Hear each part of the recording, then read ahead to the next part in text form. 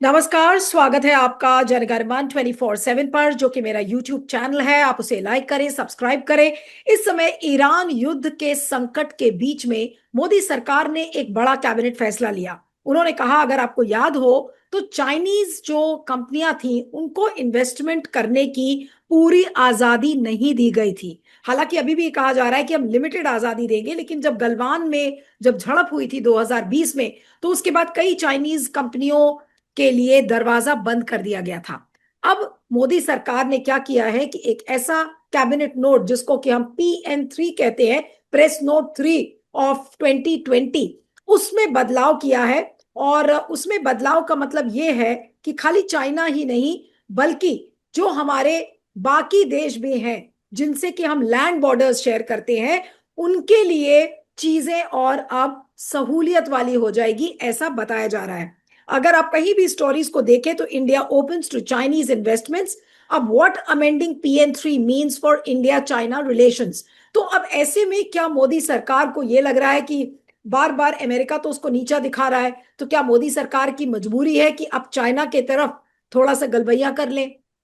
Trump को तो झेल के उन्होंने देख लिया कि उन्होंने ट्रंप ने उनका बंटाधार कर दिया। तो क्या इस वजह से अब चाइना के तरफ झुकाव आ रहा है? लेकिन अगर कैबिनेट नोट की हम बात करें तो the union cabinet chaired by prime minister Narendra Modi has approved changes in guidelines on investments from countries sharing land borders with China. यानी कि LBC जो कंट्रीज हैं, जो लैंड बॉर्डर्स विद चाइना जो शेयर करती हैं, उनके साथ जो इन्वेस्टमेंट्स हो रहे हैं उसमें चेंजेस आए हैं। उसमें बेनिफिशियल ओनर का जो डेफिनेशन है वो चेंज किया गया है। The amendment provides for a definition and criteria for determination of beneficial ownership that is widely used by investing community under the Prevention of Money Laundering Rules 2005. The beneficial ownership test shall be applied at the level of investor entity, investors, and non-controlling LBC. Beneficial ownership of up to 10% shall be permitted under the automatic route. तो ये अब सारी सहूलतें दी जा रही हैं। लेकिन south China morning post का अगर हम अखबार देखें तो उसने भी यही लिखा है और टाइटल दिया है कि India opens door to more Chinese investments after a 6 year freeze. और उसकी स्टोरी यही है कि India has relaxed curbs on Chinese investments in certain sectors. सारे सेक्टर्स में नहीं है, कुछ सेक्टर्स में है, to attract more foreign capital as Beijing and New Delhi continue to gradually repair their economic relationship after years of tension relations। यानी कि क्या जो एक आर्थिक जो हमारा जो संबंध था चाइना से वो खराब हो गया था, तो उसको सुधारने की कोशिश है, या फिर ट्रंप से एक सेफ्टी वाल्व मिल जाएगा इसलिए चाइना की तरफ झुका है। जो कैबिनेट नोट मंगलवार को रिलीज की गई है उसमें ये कहा गया है कि new Delhi is introducing a fast track approval mechanism for investments from land bordering countries including China. The move amends a previous restriction that had mandated government scrutiny for all such capital inflows. Under the new rules, the investment in specific sectors, कौन-कौन से sectors हैं वो भी आपको बता देते हैं। Investments in specific sectors including capital goods, electronics and solar components will be processed within 60 days as long as Indian residents hold majority shareholdings over the venture at all times, according to the statement. Investors from bordering nations who hold non-controlling beneficial ownership of up to 10% will be granted automatic clearance subject to specific regulatory conditions. From the perspective of supply chain collaboration, India should welcome Chinese investment, said Mao Keji, a research fellow at International Cooperation Center of China's National Development and Reform Commission. उन्होंने यही कहा है कि जो आर्थिक संबंध है उसको सुधारने की कोशिश की जा रही है। लेकिन इसके पीछे का राज क्या है, आज इसको हम समझने की कोशिश करेंगे कि अचानक से अब हम चाइना की तरफ इतना प्यार क्यों बढ़ाने की कोशिश कर रहे हैं। ये वही चाइना है जो आपकी जमीन को कैप्चर कर रहा है, ये वही चाइना है जहां से आपके अभी जो लैंड डिस्प्यूट है वो ऑलरेडी चल रहा है, ये वही चाइना है जो अपने गांव को बसा रहा है, सैटेलाइट इमेजरी आ चुकी है। तो अब क्या इजराइल के सामने मत्था घुटने टेकने के बाद, ट्रंप के आगे घुटना टेकने के बाद, क्या अब मोदी जी की मजबूरी है कि चाइना के आगे भी घुटने टेकेंगे? हमारे साथ इस समय independent media analyst Siddharth Sharma है। सिद्धार्थ, आपका बहुत बहुत स्वागत है। Thank you so much for joining. और ये जो प्रेस नोट 3 जिसको अमेंड किया गया है 2020 का, इसके पीछे का लॉजिक, इसके पीछे का तात्पर्य क्या है? जी, इसके पीछे का तात्पर्य यह है कि भाजपा सरकार का पाखंड, खुद ही वो पाखंड में फंस गई है। उसका पाखंड का खुलासा हो चुका है। उसकी प्याज की परतें खुल गई है। क्योंकि आश्चर्य ये होता है कि कुछ महीने पहले अगर भारत के प्रधानमंत्री लोगों को कहते हैं कि छोटी आंख वाले गणेश जी मत खरीदिए, और आज आप छोटी आंख वाले पूरे चीनी लोगों को हिंदुस्तान में बुला रहे हैं, तो इसका मतलब या तो उस दिन आप सच बोल रहे थे या तो इस दिन सच बोल रहे हैं। इसका मतलब यह है कि भाजपा अपने पाखंड में खुद फंस गई है। और जैसे आपने कहा, ये अब चीन के सामने भी सरेंडर होने की इनकी मजबूरी है। वो मजबूरी भी है और साथ में चीन इसका फायदा भी उठा रहा है। क्योंकि क्रिकेट में होता एक छोटा सा नियम ये होता है कि एक बैट्समैन अगर एक बार किसी बाउंसर से मार खा जाता है, तो दुनिया भर के बॉलर समझ जाते हैं कि कोई भी इसको बाउंसर मारो ये नहीं खेल पाएगा। तो जिस दिन ये ट्रंप के सामने सरेंडर किए, उसी दिन दुनिया के सामने ये खुल गए कि इनके ऊपर दबाव जब आता है, इनसे बड़े देश का दबाव जब आता है, उस दबाव के सामने ये पूरी तरह से सरेंडर कर जाते हैं। दूसरी बात यह है कि पिछले 10 साल में भाजपा का नारे देखिए। उसके नारे हमेशा जो होते थे, वो सांस्कृतिक नारे होते थे। वो कोई भी व्यवहारिक नारे नहीं होते थे। वो कोई नारा आज का नहीं होता था। वो नारा हमेशा कोई प्राचीन बात को लेकर होता था। तो भाजपा क्योंकि पिछले 10 साल से इस देश को प्राचीन नारों पर लेके चल रही थी, तो एक तरह से ये देश, बाकी दुनिया आगे चल रही थी, ये देश रिवर्स गियर में जा रहा था। चाइना अपना बना रहा था सोलर सेल और इलेक्ट्रॉनिक्स, और भारत बना रहा था मंदिर। तो अब अचानक हुआ यह है कि पिछले 6 महीने में 2 लाख करोड़ रुपए हिंदुस्तान के शेयर मार्केट से विदेशी लोग लेके निकल गए हैं। वो वापस नहीं आ रहे हैं।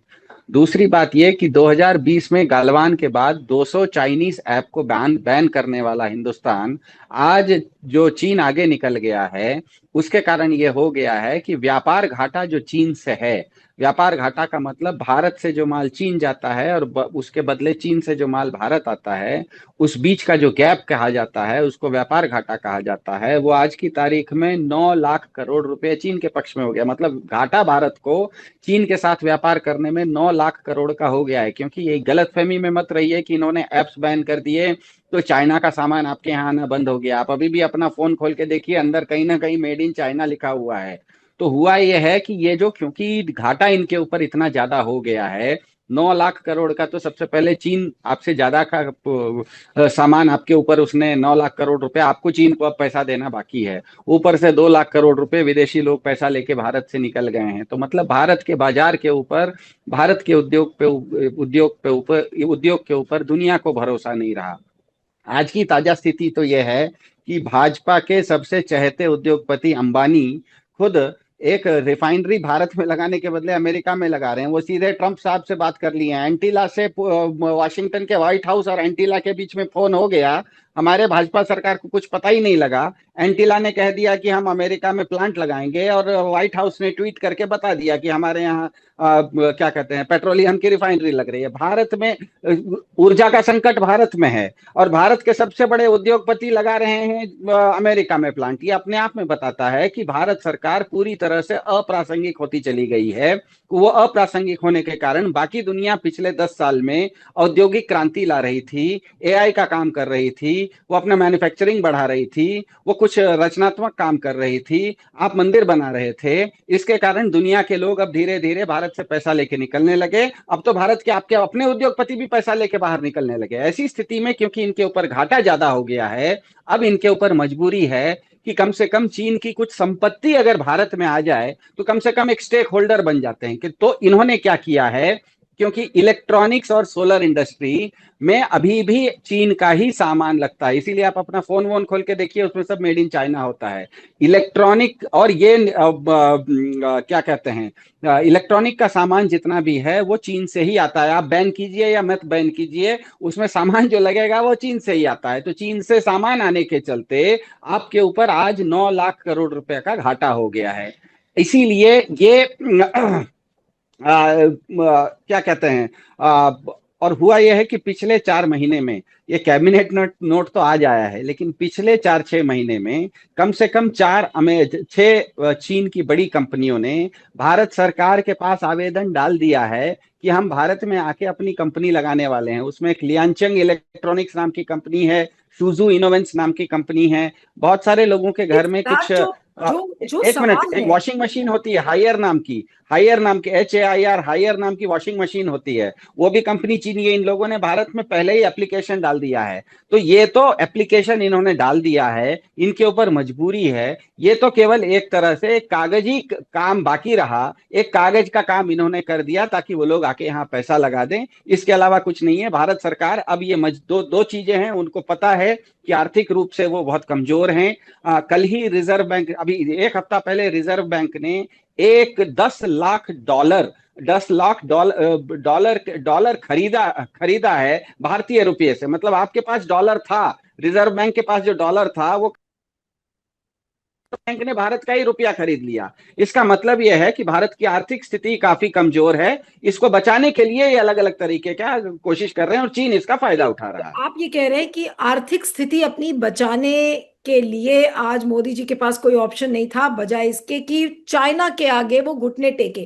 क्या ये चाइना के आगे, नेतन्याहू और ट्रम्प के बाद, अब क्या चाइना के आगे घुटने टेकने वाली स्थिति नहीं है?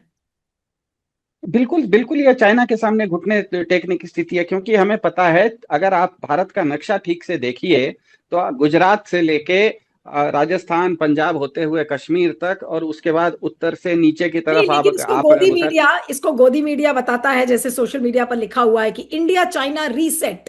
अब ये रीसेट है, रीसेट का मतलब घुटने टेकना है, या रीसेट मतलब ये हमें एहसास हो गया है कि भारत की जो आर्थिक व्यवस्था है वो कितनी कमजोर हो गई है कि अब आपको चाइना को खुश करके ही रहना पड़ेगा? देखिए, गोदी मीडिया के बारे में तो ऐसा कहूँ जे आज से 20-25 साल पहले हम लोग जिस समय क्रिकेट के फैन हुआ करते थे, सचिन तेंदुलकर बहुत अच्छा बैटिंग करते थे, भारत करीब करीब सब वर्ल्ड कप हार जाता था। तो भारत तो वर्ल्ड कप हार जाता था, हम खुश होते थे कि सचिन तेंदुलकर सबसे ज्यादा रन बना दिया, सचिन तेंदुलकर दुनिया का सबसे बड़ा बैट्समैन है। भारत मैच हार जाए कोई बात नहीं, कम से कम इसको कहते हैं डूबते को तिनके का सहारा। ये लोग कुछ किसी चीज में भी कुछ ना कुछ अच्छा खोजने की कोशिश करते हैं, लेकिन इसमें भारत का अच्छा होते हुए तो नहीं दिख रहा है। क्योंकि सीधी सी बात है कि चाइना आपका दोस्त है ही नहीं।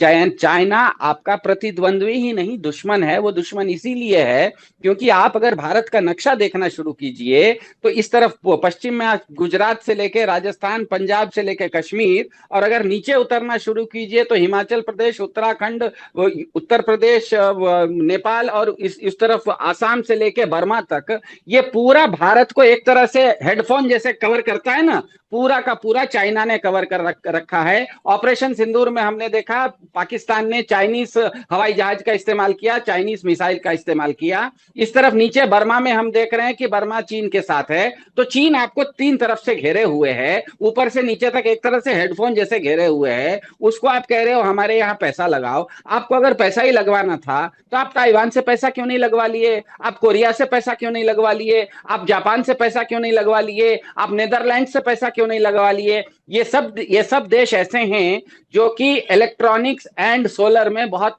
आगे बढ़ चुके हैं। नेदरलैंड्स आज भी दुनिया का इलेक्ट्रॉनिक्स में नंबर 1 है। ताइवान और साउथ कोरिया सोलर इंडस्ट्री में नंबर 1 है। तो आपको इन देशों से आप पैसा क्यों नहीं लाए? क्योंकि दिक्कत यह है कि ये देश आपके यहाँ पैसा लगा नहीं रहे हैं। अब ये देश आपके यहाँ पैसा क्यों नहीं लगा रहे हैं? क्योंकि आपके देश के खुद के उद्योगपति आपके देश को छोड़ के अमेरिका में जाके पैसा लगा रहे हैं। अब इनके साथ ये मजबूरी थी कि पैसा तो चाहिए ही चाहिए। इसको एक अगर साधारण भाषा में कहे तो कि अगर मेरा किसी एक आदमी ने बहुत सारे लोगों से कर्जा लेके रखा है और किसी का कर्जा उसने वापस नहीं दिया, तो उसको जिस समय दिक्कत आती है कोई कर्जा नहीं देता। उस समय कोई वो ऐसा सेठ के पास, गुंडे के पास जाता है कि भैया मेरे घर में एक बहुत बड़ी विपत्ति आई हुई है, पैसा दो। और वो गुंडा उस समय पैसा उसको देता है और बहुत ज्यादा ब्याज पर देता है, क्योंकि उसको पता है कि मैं मारपीट करके भी इससे ले लूंगा।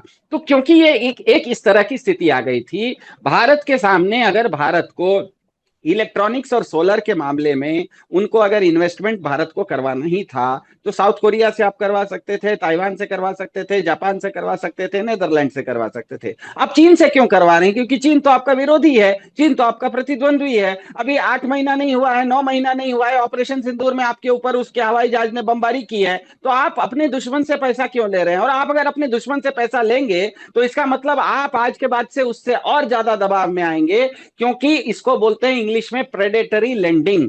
प्रेडेटरी लेंडिंग एक शब्द होता है। चीन ने यही काम श्रीलंका के हम्बनतोटा नाम का बंदरगाह है उसके ऊपर पैसा लगाया। जब श्रीलंका उसको पैसा नहीं दे सका तो आके पूरा बंदरगाह पर कब्जा कर लिया। तो अगर चीन, ये मैं अभी आपको डेटा पूछ रहा था कि ये जो इन्होंने कैबिनेट नोट निकाला है इसके चलते अगले 4 महीने में, मतलब आजकल जो फाइनेंशियल ईयर होता है उसको क्वार्टर्स में गिना जाता है, 3-3 महीने के 4 क्वार्टर, तिमाही बोला जाता है। तो पहली तिमाही में, अगले एक तिमाही में ये जो 4 कंपनियों का मैंने नाम लिया आपके कार्यक्रम में, हायर वगैरह, ये लोग 60,000 करोड़ रुपया भारत में लगाने के लिए तैयार हैं। मतलब इतना ज्यादा वो पैसा लगाने के लिए तैयार हैं। तो मुझे बोलिए, आप एक अपने इलाके के सबसे बड़े गुंडे से आप अगर कर्ज में डूब जाएंगे तो एक तो आपको कर्जा लौटाना आपको मुश्किल है, ऊपर से वो पीटेगा अलग से। तो मेरे ख्याल से भारत सरकार पूरी तरह, और ये चीन ये काम इसीलिए कर रहा है क्योंकि चीन ने देख लिया कि ये ट्रंप के सामने अगर नतमस्तक हो जाते हैं, ये अगर पाकिस्तान के सामने ऑपरेशन सिंदूर में नतमस्तक हो जाते हैं ट्रंप के कहने पर, तो आज नहीं कल मेरे सामने भी नतमस्तक होंगे। उसने गालवान में ये करके आपको दिखा दिया, गालवान में जब मन हुआ तब वो घुस गया। आज भी अरुणाचल में अपने नक्शे पर भारत के गांवों को अरुणाचल में दिखाता है। अभी 2 हफ्ता पहले उसने कश्मीर में कोई एक जिला है वहां पर बोल दिया वो गांव मेरा है। तो चाइना ये करने वाला है क्योंकि चाइना को इसमें फायदा दिख रहा है, क्योंकि भारत पहले से कमजोर है। कमजोर को आप अगर कर्जा दे देते हो तो और ज्यादा कमजोरी में चला जाता है। मेरे ख्याल से चाइना बहुत समझदारी से खेल रहा है इसमें, भाजपा नहीं से लेकिन ज्यादा मैं। सिद्धार्थ, लेकिन आज ये सवाल ऑपोजिशन तो करेगा ना कि मोदी जी की वो लाल आंख कहाँ चली गई, हाइपर नेशनलिज्म जिसकी वो बात करते थे। आज उस पर सवाल नहीं खड़े होंगे? आपने एफडीआई नॉर्म्स चाइनीज कंपनीज के लिए आपने ओपन अप कर दिया। अब ऑपोजिशन तो यही कहेगा कि भाई आप लाल आंख दिखाते रह गए चीन को। देखिए, एक छोटा सा कहावत है पूर्वांचल में, कहा जाता है कि जिसको दस्त लगा हो उसको शंख नहीं बजाना चाहिए। तो इनको पहले से दस्त लगा हुआ था। ये सब ये जो डपोड़ शंखई है, नारे देते हैं रोज सुबह उठ के, ये नारा वो नारा, आत्मनिर्भर भारत। अगर आपका आत्मनिर्भर भारत है तो आपका सबसे बड़ा उद्योगपति अमेरिका में जाके मेक अमेरिका ग्रेट अगेन नाम का नया बच्चा क्यों पैदा कर रहा है? उसको तो आत्मनिर्भर भारत पैदा करना था, पैदा आपके यहाँ करना था, जाके उसने डिलीवरी वहां करवा ली। तो इसका मतलब यह है कि भाजपा पिछले 10 साल से, इसीलिए मैं कह रहा हूं इसमें भाजपा से ज्यादा में भाजपा के समर्थकों को ये ध्यान में आना चाहिए कि आप अगर किसी के झूठे नारे में, जुमलों में आ जाएंगे तो जुमले सुनने में तो अच्छे लगते हैं, लेकिन सुनने में अच्छा लगे इसका मतलब ये नहीं है कि वो सच हो जाएगा। भाजपा पूरी तरह से जुमला प्रधान पार्टी है। उसने पिछले 10 साल में भारत में अगर किसी भी तरह का निवेश किया होता, भारत की शक्ति बढ़ाई होती, भारत की क्षमता अगर बढ़ाई होती, तो आज मुझे बताइए दुनिया भर में जापान में तो किसी तरह का गैस का संकट नहीं है, चाइना में तो किसी तरह का गैस का संकट नहीं है। केवल ये गैस का संकट भारत में ही क्यों है? क्यों गैस सिर्फ कतर देता है क्या? गैस ऑस्ट्रेलिया भी देता है, नाइजीरिया जैसा छोटा सा देश गैस दे देता है, क्या कनाडा के पास गैस है, नॉर्वे के पास गैस है। तो आपको कहीं युद्ध कहीं बाहर होता है, युद्ध होता है खाड़ी के देश में, वो आपके अखंड भारत के नक्शे से बाहर है। लड़ने वाला एक ईरान है और एक इजराइल है, दोनों की संस्कृति का आपसे दूर दूर तक लेना देना नहीं, उनकी भाषा अलग, उनका पहनावा अलग, उनका खाना पीना अलग। तो बेगानी शादी में कहीं और युद्ध हो रहा है, उसका असर आपके ऊपर क्यों पड़ रहा है? इसी कारण से, क्योंकि आप अनावश्यक अलग अलग जगहों पर जाके अपनी क्षमता बढ़ाने के बदले अपनी डपोड़ शंकई बजाना शुरू किए, आप जोर जोर से चिल्लाना शुरू किए, और आपके अंदर ताकत नहीं थी। इसी को कहा जाता है कि दस्त जब लगा हो तो उस समय शंख नहीं बजाना चाहिए। शंख भी बजता नहीं है, दस्त भी बढ़ जाती है। तो कुल मिलाकर इसे क्या कहेंगे? जो ऑपोजिशन कह रहा है कि भाई मोदी जी कॉम्प्रोमाइज्ड है, नरेंद्र सरेंडर का नारा लग रहा है कि मोदी जी पूरी तरीके से सरेंडर हो गए, तो अब क्या मोदी जी चाइना के आगे भी सरेंडर हो गए? और सबसे बड़ी बात है कि क्या अब अपने दोस्त अदानी जो कि दिवालियापन पे एक दौर से गुजर रहे हैं, अब चाइना में सोलर सेल्स के लिए भी तो खोला गया है, तो क्या अब अदानी को चाइना से फायदा करवाने के लिए अब चाइना की भी गुलामी करेंगे मोदी जी? मेरे ख्याल से अदानी को चाइना अपने यहाँ एंट्री नहीं देगा, क्योंकि चाइना अपने यहाँ एंट्री देगा इसका मतलब भारत का पैसा चाइना में लगेगा। भारत का पैसा चाइना लगवाना नहीं चाहता है, चाइना अपना पैसा भारत में लगवा के आपका कर्जा बढ़ाना चाहता है। वो गुंडा है और आपको कर्जे में डालना चाह रहा है। आप कह रहे हैं कि मेरा कर्जा तुम ले लो, मेरा एक अडानी नाम का लायबिलिटी तुम ले लो, कि चाइना वो नहीं लेगा। इसीलिए मेरा कहना है कि ये कैबिनेट नोट तो आज आया है, लेकिन आप कोई भी गूगल पर जाके आर्टिफिशियल इंटेलिजेंस को पूछ के देखिए, पिछले 6 महीने में 8-10 चीन की कंपनियों ने पहले ही बोल के रखा है कि मैं आपके यहाँ 60,000 करोड़ रुपए पैसा लगाने के लिए तैयार हूं, क्योंकि अभी वो चीजें चीन से ही आ रही हैं। लेकिन क्योंकि वो चीन में बन के आ रही हैं, वहां की कंपनियां बोल रही हैं वहां बना के यहाँ भेजने के बदले मैं यहीं पर बनाऊंगा और यहीं पे बेचूंगा। तो इससे भारत को किसी भी तरह का, न तो भारत में किसी तरह का रोजगार का लाभ होने वाला है, न तो ये पैसा जो लगा रहे हैं इसका 1 पैसा भी टैक्स भारत को मिलने वाला है। इसका पूरा का पूरा लाभ चीनी कंपनियां ले जाएंगी। ऊपर से होगा ये कि आपके ऊपर चीन का 9 लाख करोड़ का पहले से व्यापार घाटा है, ऊपर से और घाटा बढ़ेगा। और सबसे बड़ी बात है कि ये जो आप जिस सेक्टर में इनको खोल रहे हैं, इलेक्ट्रॉनिक्स एंड सोलर, इसका मतलब यह है कि भारत की पूरी सोलर का मतलब यह है कि ज्यादातर हमें पता है सोलर का आजकल सोलर का जो उपयोग होता है वो इलेक्ट्रॉनिक व्हीकल्स में होता है। ईवी की गाड़ियां हैं, टू व्हीलर्स हैं, छोटे छोटे बाइक्स हैं, कार हैं, ऑटो रिक्शा वगैरह है। तो आपकी पूरी की पूरी ऊर्जा की जो क्या कहते हैं सुरक्षा है, वो आधी ऊर्जा की सुरक्षा चीन के हाथ में चली जाएगी। क्योंकि चीन अगर आपका सोलर बंद करेगा, जैसे आज हॉर्मुज की खाड़ी वहां पर बंद हुई तो आपके यहाँ गैस बंद हो गया, कल को चीन अगर वहां सोलर बंद करेगा तो आपके यहाँ जो सोलर के बाइक्स हैं और कार हैं आपकी, वो चलना बंद हो जाएगी। दूसरा, आप इलेक्ट्रॉनिक्स में उनको एंट्री दे रहे हैं। इलेक्ट्रॉनिक्स का मतलब यह है कि आपके हर आदमी के फोन में जो है वो चीन का एक चिप लगेगा। चीन का अगर एक चिप लगेगा, आप भारत के लोग कोई भी एक दूसरे के साथ कुछ भी बात कर रहे होंगे, वो अपना बैंक का व्यापार कर रहे होंगे, वो सब का सब, क्योंकि वो चिप चीनी होगी तो उसका जो डेटा है वो चीन के पास जाएगा। तो आप एक तरह से अपने दुश्मन को अपने बेडरूम में बुला के बैठा रहे हैं। आप अगर अपने वार रूम में, आप जहां पर अपनी योजना बनाते हैं, वहां पर आप अगर दुश्मन को बिठा के योजना बनाएंगे तो वो युद्ध तो आप कभी जीत नहीं सकते, क्योंकि आपके योजना के रूम में ही तो दुश्मन बैठा हुआ है। बिल्कुल बिल्कुल। चलिए, आपका बहुत बहुत शुक्रिया Siddharth. Thank you so much for joining. Thank you.